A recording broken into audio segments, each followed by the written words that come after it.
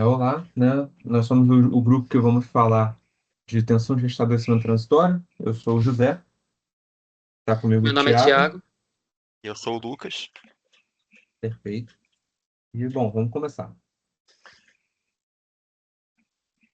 Bom, primeiro, vamos dar uma introduçãozinha aqui, que com o passar do tempo, né, principalmente com a evolução da tecnologia e tudo mais, a gente teve muitos avanços, principalmente em automação industrial, que possibilitaram também o aumento de consumo em geral, que fizeram com que a gente prestasse muito mais atenção na qualidade da energia que a gente tem.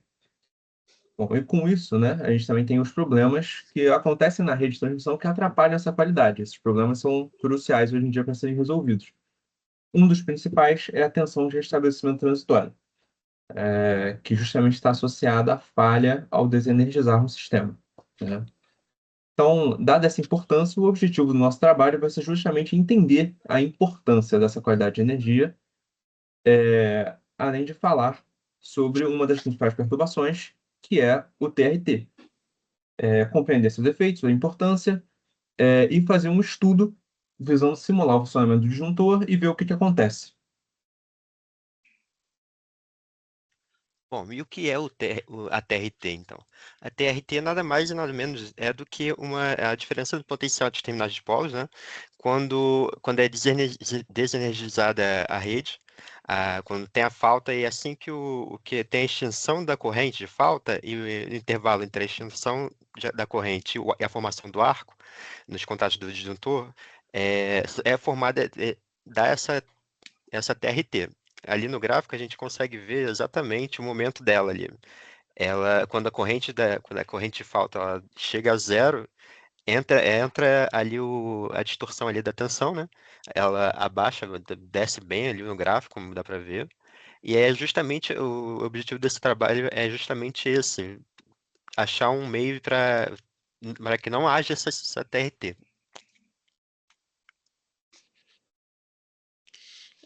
Eu vou falar um pouco sobre os fenômenos associados à TRT. A TRT, que é a tensão de restabelecimento transitória, ela vai estar diretamente associada a alguns fenômenos transitórios de alta frequência.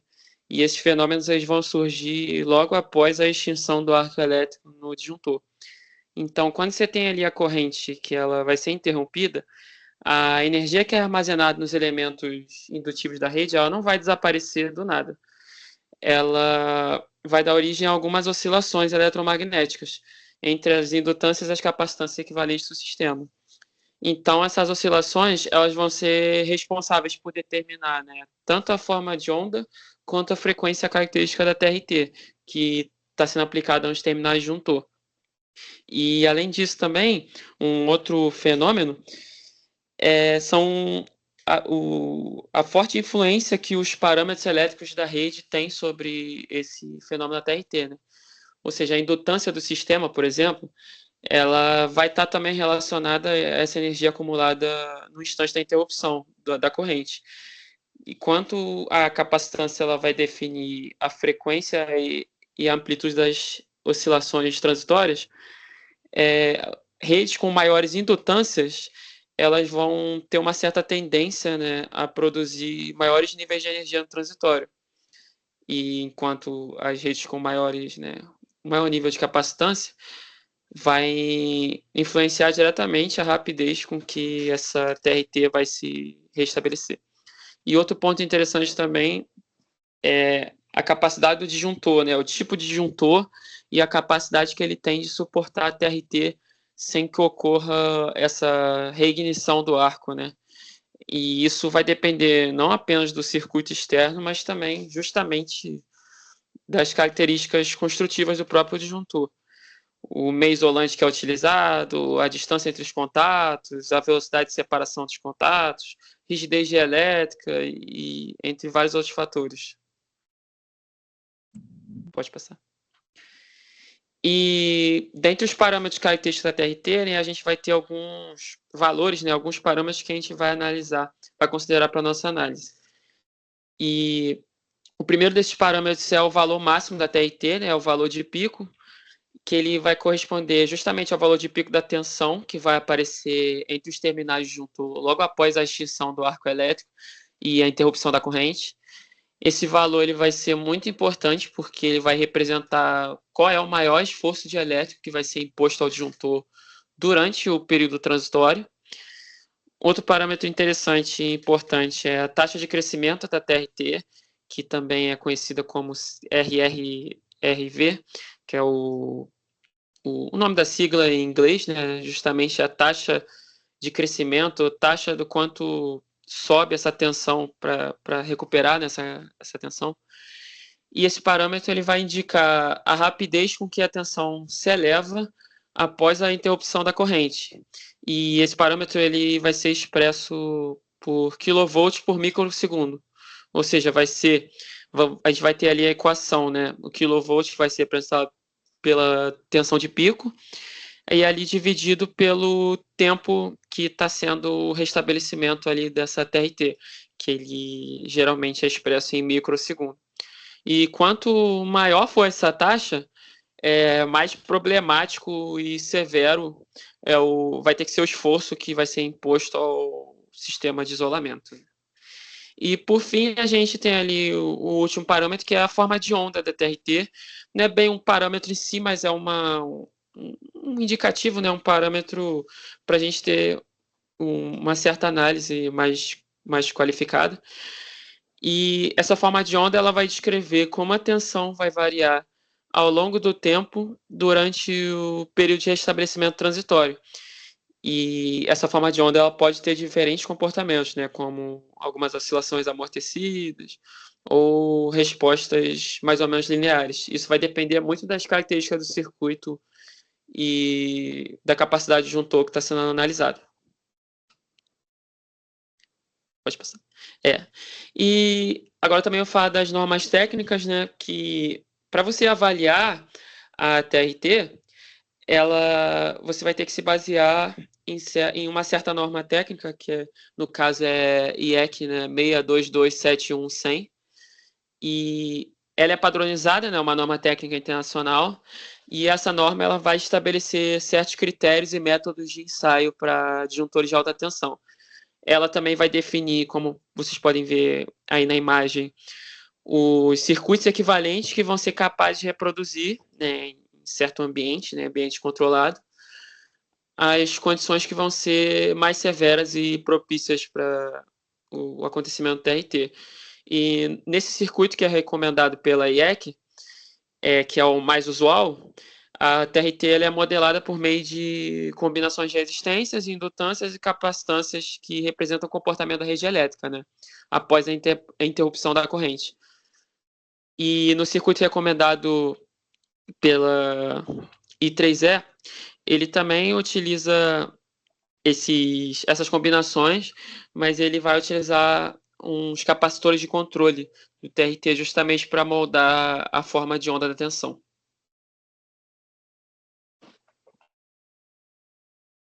Bom, agora eu vou falar um pouco mais sobre a simulação em si. O circuito da simulação que a gente vai fazer é esse em cima à esquerda. Pode ver que é um circuito simples tentando simular a nossa rede de transmissão, né? Com uma geração, junto com uma resistência e uma indutância, o transformador, que também tem uma indutância atrelada a ele, o nosso disjuntor, logo em seguida, e ali a gente medindo o TRV, né? Que nada mais é do que a diferença entre tensão entre antes e depois do disjuntor, quando ele estiver aberto. E, para finalizar, né, a nossa questão da falta, né? A gente fazer a nossa falta trifásica para o neutro. Bom, ali a gente colocou para a falta acontecer em 0,35 segundos. Foi um tempo arbitrário que a gente escolheu. E aqui embaixo está o bloco de TRT que a gente usou. Ele tem algumas informações que eu acho importante mencionar. Ali à esquerda em cima, a gente tem a entrada dos disjuntores. Só que como a gente está trabalhando em uma rede trifásica, a gente tem que pegar a entrada monofásica de cada linha, né? E juntar as três para fazer o sinal que a gente quer. Então, do jeito que está aí. Embaixo a gente tem a tensão de TRV. né? Que já foi explicado anteriormente, e também a gente vai gerar um gráfico disso. Em cima, na verdade, embaixo à direita, a gente tem a envoltória, né? Que seria basicamente a capacidade do disjuntor de conseguir extinguir a corrente, né? Aí, nesse caso, se a tensão de TRV estiver acima desse limite de envoltória, então a gente não vai conseguir extinguir a corrente e vai abrir um arco, né? Que aí acontece de fato o TRT, né? Bom, e aí do lado a gente pode ver que esses valores são tabelados. A gente acabou escolhendo os valores do I3E para fazer essa simulação, mas a gente poderia muito bem utilizar outros valores ou até valores próprios. E em cima a gente tem a questão de violação, né? Que é, assim como eu expliquei anteriormente, né? Quando a tensão passa do limite de envoltório, cria uma violação e o que essa saída vai fazer vai ser justamente ver essa violação. Ela vai ser 1 quando tiver, violação é 0 quando não tiver. Bom, agora, seguindo para os cenários, a gente vai fazer 3 cenários que vão ser abordados muito melhor posteriormente, mas a ideia é fazer um cenário padrão com o circuito que a gente fez, aumentando a nossa classe de TRV e adicionando capacitância para ver o que acontece. Bom, no cenário 1, a gente tem aí o circuito, como já mostrado anteriormente, e a gente pode ver que os limites ali em verde e rosa, né, são os limites da envoltória do disjuntor.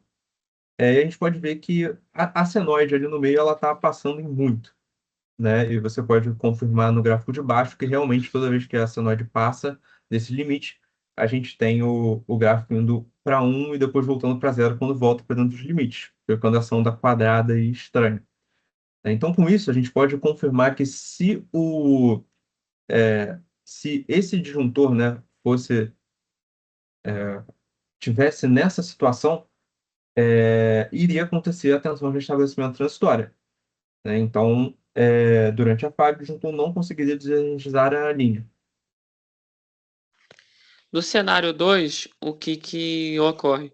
A gente tem ali duas classes de disjuntores, né? No cenário 1 foi usada a classe S1, que geralmente é usado em subestações abrigadas, né, com conexões por cabos. E essa classe ela é capaz de suportar uma TRT, só que uma TRT menos severa. Essa capacitância dos cabos ela vai ajudar a suavizar a subida da tensão.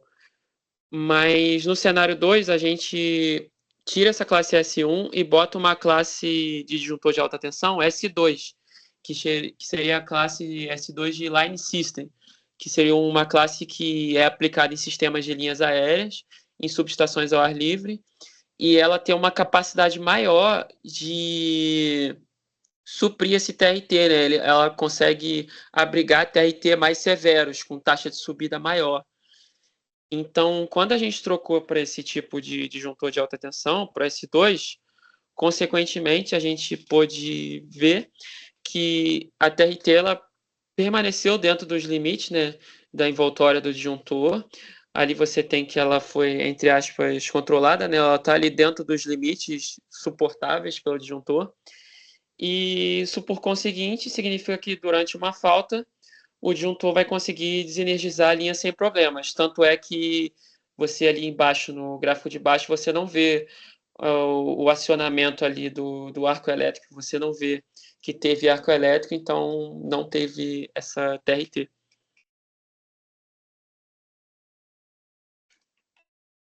Indo agora para o cenário 3, a gente teve o acréscimo de um capacitor, e pelo gráfico a gente consegue ver exatamente que só pela adição desse capacitor, ora essa tensão ela excede por baixo o limite, e ora essa tensão ela excede por cima. Tanto é que a senoide não fica, não é retinha, certinha. Ela sempre tem essa oscilação para baixo quanto para cima. Isso, isso dentro do cenário 2, do cenário 2 também, né? Porque a gente está usando ali a classe S2 e, E no gráfico abaixo a gente consegue ver justamente os pontos de transpassagem desse limite. Os picos ali, os degraus ali embaixo indicam exatamente isso. Antes de ir para a conclusão, eu queria só complementar um ponto que foi falado anteriormente pelo Thiago. Vou voltar aqui no cenário um. A gente pode perceber que a gente tem um circuito predominantemente indutivo e a gente vê que o TRT ele persiste por mais tempo. Enquanto no cenário 3 a gente tem um circuito capacitivo e a gente vê pela forma da onda que ele logo vai se extinguir, confirmando o que o Thiago falou na parte da teoria. Exatamente. E como é que a gente conclui com esse trabalho? A gente conclui justamente isso, que o disjuntor ele pode falhar realmente no seccionamento de uma ilha de transmissão, que tem que ser devidamente dimensionado, né? E o estudo da TRT é fundamental para prevenir essa instabilidade, né, no sistema elétrico e evita danos também a equipamento de alta tensão, elevando o custo, o que eleva o custo dessa manutenção, né? No mais, a necessidade tem uma necessidade especial a capacitância da rede, uma vez que os valores excessivos podem elevar de forma significativa, justamente o que aconteceu no cenário 3, né? Capacitores aumentam a tensão, distorcem essa tensão, né, tanto para cima quanto para baixo, e pode ocasionalmente exceder o limite os limites ocasionando a TRT, né?